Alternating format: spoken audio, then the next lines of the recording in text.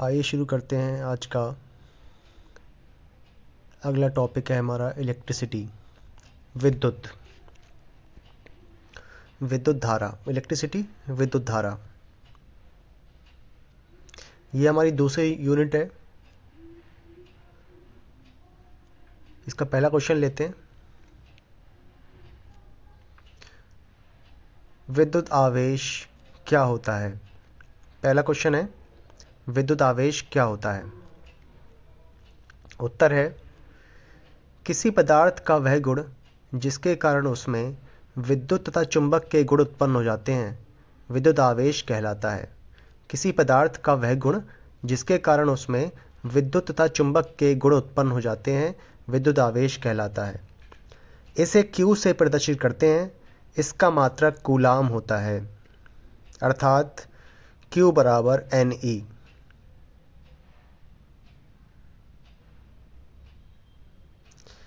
जहां Q, N और E क्या होते हैं? जहां Q बराबर विद्युत आवेश, N बराबर इलेक्ट्रॉनों की संख्या, E बराबर एक इलेक्ट्रॉन पर आवेश, जो कि 1.6 गुणा 10 की घात -19 कूलाम होता है। और ये काय का होता है? माइनस का। क्वेश्चन नंबर 2 पे आते हैं। आवेश कितने प्रकार के होते हैं? दूसरा क्वेश्चन है, आवेश कितने प्रकार के होते हैं? उत्तर है, आवेश 2 प्रकार के होते हैं। नंबर 1 धन आवेश, नंबर 2 ऋण आवेश। धन आवेश क्या होते हैं? आइए देखते हैं। धन आवेश किसी पदार्थ पर इलेक्ट्रॉनों की कमी के कारण जो आवेश उत्पन्न होता है उसे धन आवेश कहते हैं। किसी पदार्थ पर इलेक्ट्रॉनों की कमी के कारण जो आवेश उत्पन्न होता है उसे धन आवेश कहते हैं। दूसरा है ऋण आवेश। किसी पदार्थ पर इलेक्ट्रॉनों की अधिकता के कारण जो आवेश उत्पन्न होता है उसे ऋण आवेश कहते हैं। किसी पदार्थ पर इलेक्ट्रॉनों की अधिकता के कारण जो आवेश आता है उसे ऋण आवेश कहते हैं। क्वेश्चन नंबर 3, जब कांच की छड़ को रेशम की चादर से रगड़ते हैं तो कांच की छड़ पर कौन सा आवेश आ जाता है? कांच की छड़ और रेशम की चादर। कांच की छड़ पर इलेक्ट्रॉन की कमी होने के कारण उस पर धनावेश आ जाता है। कांच की छड़ पर धनावेश आ जाता है। क्वेश्चन नंबर 4, जब एबोनाइट की छड़ को फर की चादर से रगड़ते हैं तो एबोनाइट की छड़ पर कौन सा आवेश आ जाता है? उत्तर है, एबोनाइट की छड़ पर इलेक्ट्रॉनों की अधिकता के कारण ऋण आवेश आ जाता है। एबोनाइट की छड़ पर ऋण आवेश आ जाता है। क्वेश्चन नंबर 5 की तरफ आते हैं। इलेक्ट्रॉन तथा प्रोटॉन पर कितना आवेश होता है? इलेक्ट्रॉन और प्रोटॉन पर कितना आवेश होता है? उत्तर है, एक इलेक्ट्रॉन पर माइनस का 1.6 इंटू 10 का 19 कूलाम आवेश होता है। इतना ही आवेश एक प्रोटॉन पर होता है, लेकिन वो प्लस का होता है। एक प्रोटॉन पर प्लस का 1.6 इंटू 10 कूलाम आवेश होता है। क्वेश्चन नंबर 6, समान आवेश की वस्तुएं एक दूसरे को करती हैं। 4 ऑप्शन है, आकर्षित, प्रतिकर्षित, आकर्षित प्रतिकर्षित दोनों, इनमें से कोई नहीं। उत्तर है प्रतिकर्षित। समान आवेश वाली वस्तुएं एक दूसरे को प्रतिकर्षित करती हैं। क्वेश्चन नंबर 7, विपरीत आवेश एक दूसरे को करते हैं। आकर्षित, प्रतिकर्षित, ए और बी दोनों, इनमें से कोई नहीं। उत्तर है ए, आकर्षित। विपरीत आवेश एक दूसरे को आकर्षित करते हैं। क्वेश्चन नंबर 8, विद्युत धारा क्या होती है? उत्तर है, आवेश प्रवाह की दर को विद्युत धारा कहते हैं। किसी चालक में आवेश प्रवाह की दर को विद्युत धारा कहते हैं। इसे I से प्रदर्शित करते हैं, अर्थात I बराबर Q अपॉन T, जहां I विद्युत धारा है, Q विद्युत आवेश है और T समय। क्वेश्चन नंबर 9,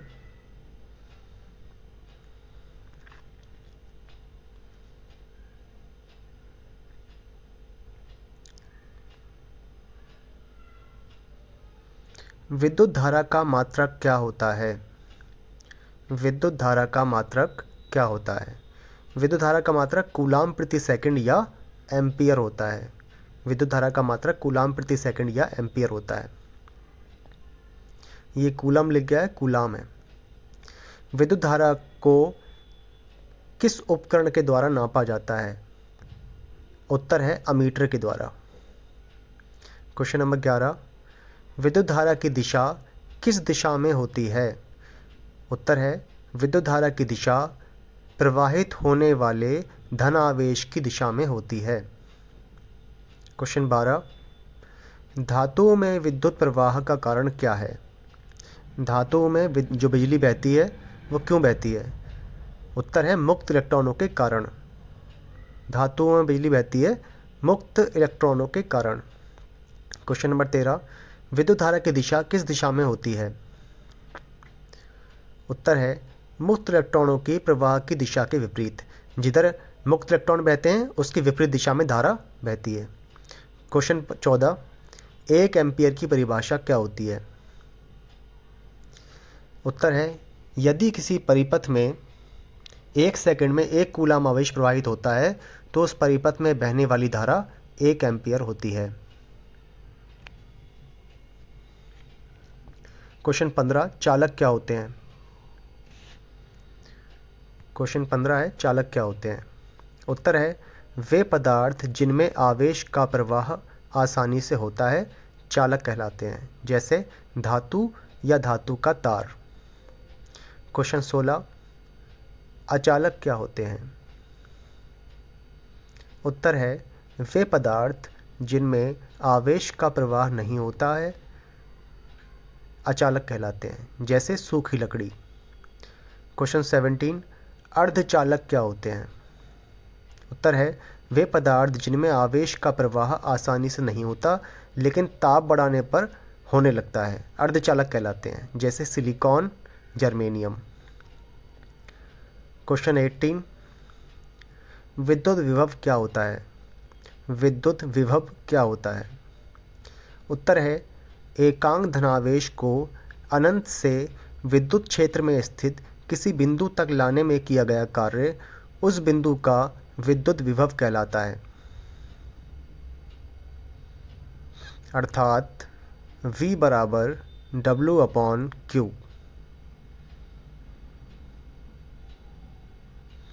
जहाँ V विद्युत विभव है, W कार्य है और Q विद्युत आवेश। इसका मात्रक जूल प्रति कूलाम या वोल्ट होता है। यहाँ भी कूलम लिख गया है, कूलाम है। जूल प्रति कूलाम या वोल्ट होता है।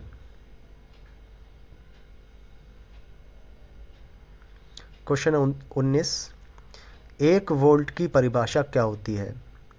1 वोल्ट की परिभाषा क्या होती है? उत्तर है यदि कार्य 1 जूल हो तथा आवेश 1 कूलाम हो तो विभव 1 वोल्ट होता है। विभव 1 वोल्ट होता है।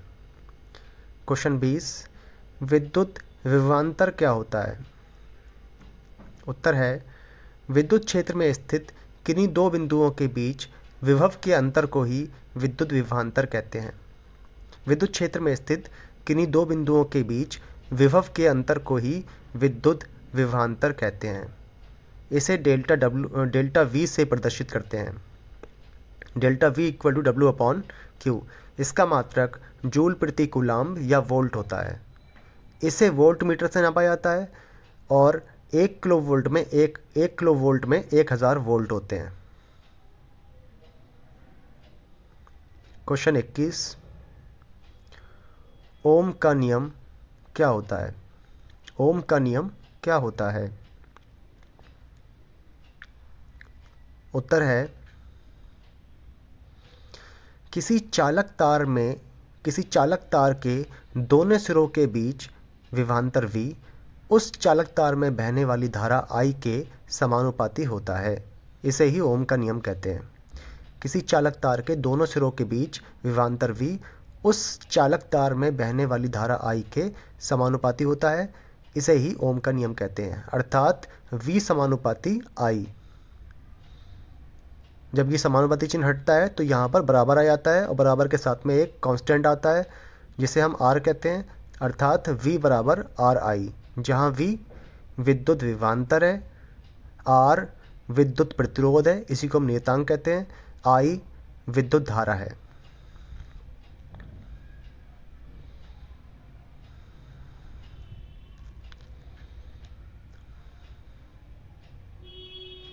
क्वेश्चन नंबर 22, विद्युत प्रतिरोध क्या होता है?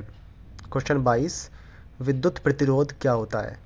किसी चालक का वह गुण जो अपने अंदर विद्युत को बहने से रोकता है विद्युत प्रतिरोध कहलाता है।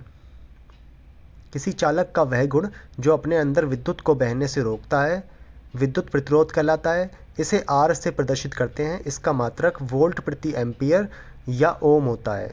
इसका मात्रक वोल्ट प्रति एम्पियर या ओम होता है। क्वेश्चन 23, प्रतिरोध को प्रभावित करने वाले कौन कौन से कारक हैं? प्रतिरोध को प्रभावित करने वाले कारक कौन से हैं? नंबर 1, चालक की लंबाई, उत्तर में नंबर 1 चालक की लंबाई, नंबर 2 अनुप्रस्थ काट का क्षेत्रफल, नंबर 3 चालक का ताप, नंबर 4 पदार्थ की प्रकृति।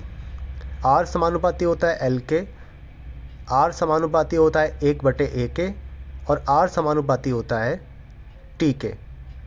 T यहाँ पर ताप है, A क्षेत्रफल है, L लंबाई। क्वेश्चन 24, विशिष्ट प्रतिरोध क्या होता है? क्वेश्चन 24 है, विशिष्ट प्रतिरोध क्या होता है?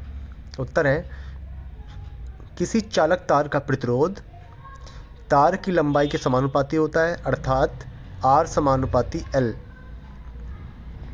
ये पहली बात है। दूसरी बात पे आते हैं, किसी चालक तार का प्रतिरोध चालक की अनुप्रस्थ काट के क्षेत्रफल के व्युत्क्रमानुपाती होता है, अर्थात R व्युत्क्रमानुपाती A।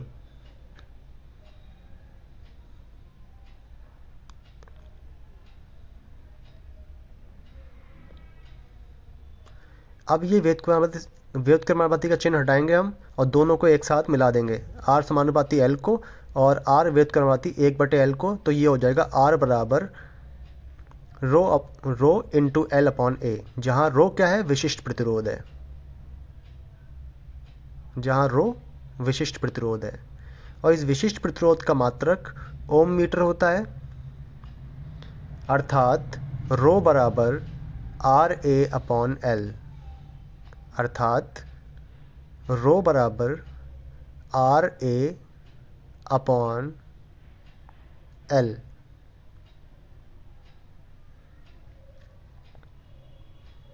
क्वेश्चन 25,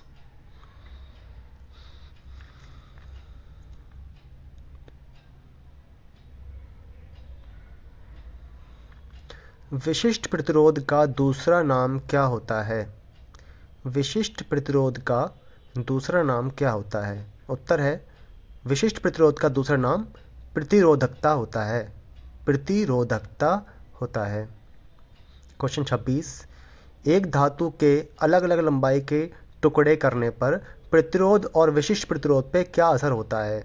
उत्तर है, विशिष्ट प्रतिरोध का मान दोनों के लिए समान रहता है जबकि प्रतिरोध का मान दोनों के लिए अलग अलग रहता है। क्वेश्चन 27, श्रेणी क्रम संयोजन क्या होता है? उत्तर है, श्रेणी क्रम संयोजन में प्रतिरोधों को इस प्रकार जोड़ा जाता है कि पहले प्रतिरोध का दूसरा सिरा दूसरे प्रतिरोध के पहले सिरे से जुड़ा हो। इस संयोजन में सभी प्रतिरोधों में धारा समान रहती है और इसका सूत्र होता है R बराबर R1 plus R2 plus R3। जितने भी हमारे R होते हैं उनको हम प्लस में कर देते हैं, R1 R2 R3 को प्लस में। क्वेश्चन 28, समांतर क्रम संयोजन क्या होता है? समांतर क्रम संयोजन में प्रतिरोधों को इस प्रकार जोड़ा जाता है कि सभी प्रतिरोधों के पहले सिरे एक बिंदु से और सभी प्रतिरोधों के दूसरे सिरे दूसरे बिंदु से जुड़े हों। सभी प्रतिरोधों के बीच विभवांतर समान रहता है। यहाँ पर इसका सूत्र जो होता है वो 1/r is equal to 1/r1 plus 1/r2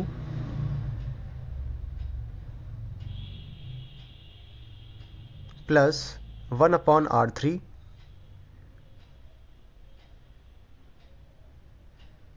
होता है।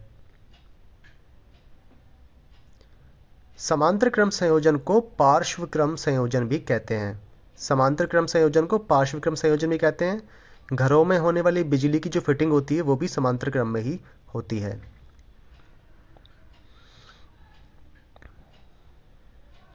क्वेश्चन 29, श्रेणी क्रम संयोजन और समांतर क्रम संयोजन में प्रतिरोध और धारा में क्या संबंध होता है? श्रेणी क्रम संयोजन और समांतर क्रम संयोजन में प्रतिरोध और धारा में क्या संबंध होता है? श्रेणी क्रम संयोजन में तुल्य प्रतिरोध अधिकतम होता है जबकि धारा न्यूनतम होती है। उत्तर में श्रेणी क्रम संयोजन में तुल्य प्रतिरोध अधिकतम और धारा न्यूनतम होती है, जबकि समांतर क्रम संयोजन में तुल्य प्रतिरोध न्यूनतम और धारा अधिकतम होती है। क्वेश्चन 29 है, यहाँ 30 होना चाहिए था। विद्युत धारा का एसआई मात्रक क्या होता है? विद्युत धारा का एसआई मात्रक एम्पियर होता है।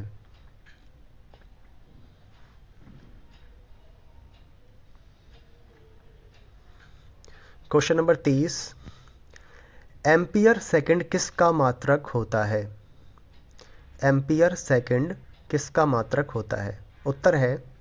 उत्तर में हम देखते हैं कि हमारे पास एक फॉर्मूला होता है I इक्वल टू Q/T, जहां I विद्युत धारा होती है, Q विद्युत आवेश होता है और T समय होता है। अगर यहाँ से हम Q की वैल्यू निकाल लें तो वो होगी I इंटू T। अब I का जो मात्रक होता है वो एम्पियर होता है और T का सेकंड।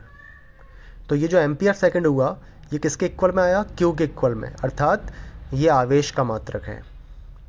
ये आवेश का मात्रक है। क्वेश्चन नंबर 31 पे आते हैं।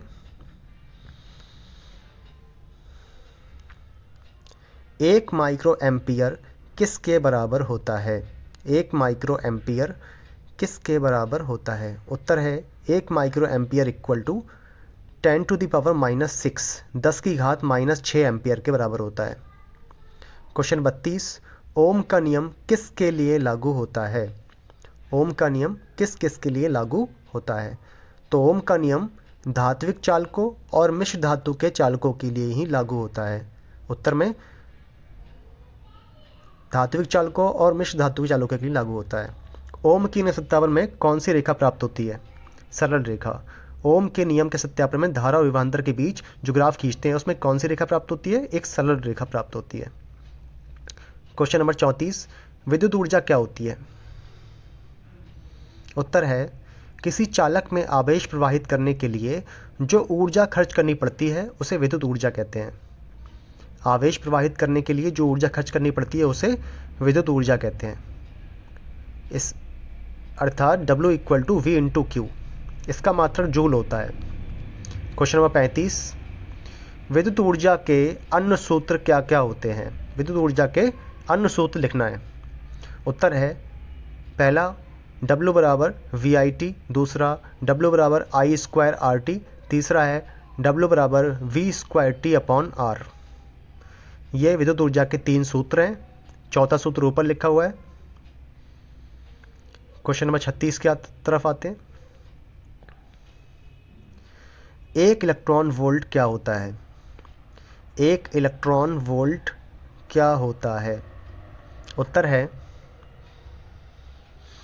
यदि दो बिंदुओं के बीच विभवांतर 1 वोल्ट हो तो इलेक्ट्रॉन को एक बिंदु से दूसरे बिंदु तक ले जाने में किया गया कार्य 1 वोल्ट कहलाता है। यदि दो बिंदुओं के बीच विभवांतर 1 वोल्ट हो तो इलेक्ट्रॉन को एक बिंदु से दूसरे बिंदु तक ले जाने में किया गया कार्य 1 इलेक्ट्रॉन वोल्ट कहलाता है। W बराबर E into V। 1 electron volt पर आवेश कितना होता है? 1.6 × 10⁻⁻19 जूल। क्वेश्चन 37, कार्य और जूल का सबसे छोटा मात्रक क्या होता है? उत्तर है इलेक्ट्रॉन वोल्ट।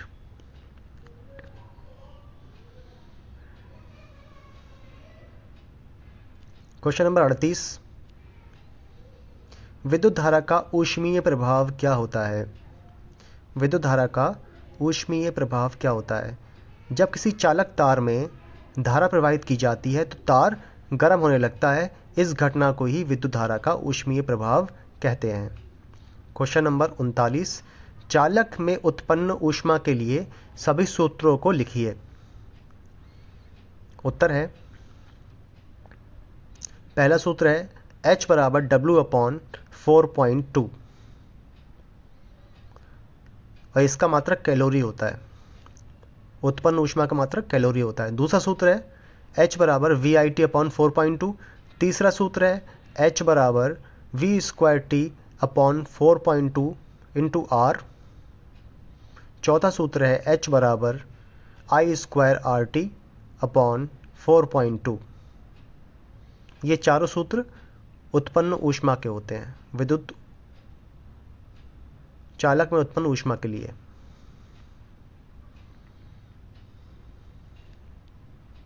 क्वेश्चन नंबर 40, विद्युत शक्ति क्या होती है? क्वेश्चन नंबर 40 है, विद्युत शक्ति क्या होती है? उत्तर है, किसी परिपथ में विद्युत ऊर्जा के खर्च होने की जो दर होती है उसी को विद्युत सामर्थ्य या विद्युत शक्ति कहते हैं। किसी परिपथ में विद्युत ऊर्जा के खर्च होने की दर को ही विद्युत सामर्थ्य या विद्युत शक्ति कहते हैं। इसे P से प्रदर्शित करते हैं, अर्थात P = W/T, जहाँ P विद्युत शक्ति, W कार्य और T समय है। इसका मात्रक जूल प्रति सेकंड या वाट होता है। इसका मात्रक जूल प्रति सेकंड या वाट होता है। इसके 3 सूत्र होते हैं। पहला सूत्र है P = VI, दूसरा सूत्र है P बराबर I²R, तीसरा सूत्र है P = V²/R। विद्युत शक्ति के 3 सूत्र होते हैं, बहुत इंपॉर्टेंट है ये। क्वेश्चन नंबर 41 पे आते हैं।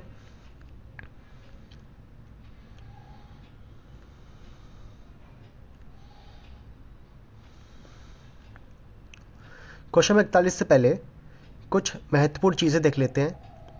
1 किलोवाट जो होता है वो 10⁻³ वाट के बराबर होता है या 1000 वाट के बराबर होता है। दूसरा, 1 अश्व शक्ति 746 वाट के बराबर होती है।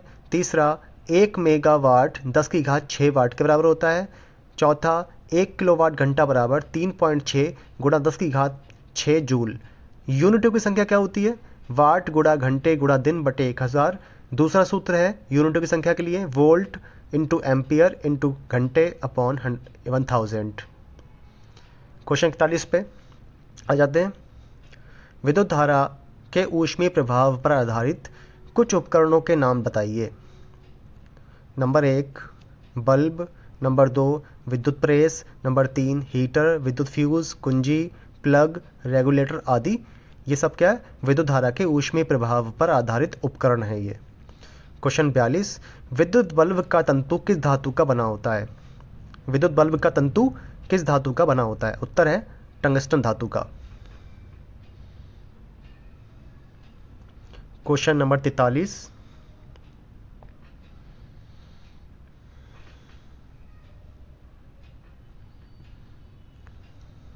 बल्ब में निष्क्रिय गैस अक्रिय गैस क्यों भरी जाती है? या बल्ब के अंदर नाइट्रोजन गैस क्यों भरते हैं? बल्ब के अंदर नाइट्रोजन गैस या निष्क्रिय गैस इसलिए भरते हैं ताकि बल्ब के तंतु को ऑक्सीकृत होने से बचाया जा सके। वो ऑक्सीकृत होकर टूट जाता है। नंबर 44, क्वेश्चन नंबर 44, लघुपतन यानी शॉर्ट सर्किट क्या होता है? चालक तार आपस में मिल जाते हैं, जाने से गर्म होकर पिघल जाते हैं। इसी घटना को ही लघुपतन कहते हैं। चालक तार आपस में मिलने से गर्म होकर पिघल जाते हैं और टूट जाते हैं, इसी को लघुपतन कहते हैं। क्वेश्चन 45, फ्यूज तार किस धातु के बने होते हैं? उत्तर है मिश्र धातु के। फ्यूज तार किस धातु के बने होते हैं? मिश्र धातु के। उत्तर है मिश्र धातु के। Question number 46,